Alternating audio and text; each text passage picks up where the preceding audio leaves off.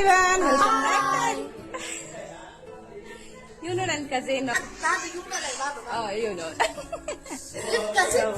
ಬನ್ನಿ, ಇವತ್ತು ನಮ್ಮ ಚಿಕ್ಕಮ್ಮನ ಮನೆ ಗೃಹ ಪ್ರವೇಶ ನೋಡೋಣ.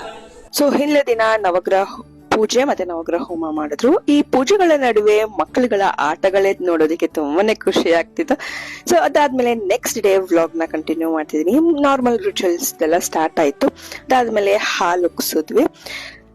ನೀವೆಲ್ಲ ಯೋಚನೆ ಮಾಡಿದೀರಾ? ಸೊ ಈ ನಡುವೆಯಲ್ಲಿ ನಾವು ಕಸಿನ್ಸ್ ಎಲ್ಲ ಮೀಟ್ ಮಾಡೋದೇ ತುಂಬಾ ರೇರ್ ಆಗೋಗ್ಬಿಟ್ಟಿದೆ. ಈ ತರ ಫಂಕ್ಷನ್ ಗಳಲ್ಲೇ ಒಂದು ರೀಸನ್ ಆಗಿ ನಾವು ಮೀಟ್ ಮಾಡ್ಬೇಕಾಗಿರುತ್ತೆ. ಸೊ ಮುಂಚೆ ಎಲ್ಲ ನಾವು ಅಜ್ಜಿ ಜೊತೆ ಒಂದ್ ರಜಾ ಸಿಕ್ಕಿದ್ರೆ ಸಾಕು ಊರಿಗೆ ಹೋಗೋದು ಅದೆಲ್ಲ ಆಗ್ತಿತ್ತು. ಸೊ ಇವಾಗ ಈ ತರ ಮೀಟ್ ಮಾಡೋದು ತುಂಬಾ ಸ್ಪೆಷಲ್ ಅಂತ ಅನ್ಸುತ್ತೆ.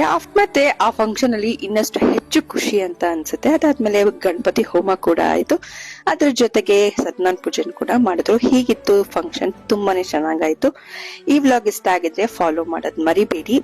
Thank you for watching. Have a nice day. See in the next vlog.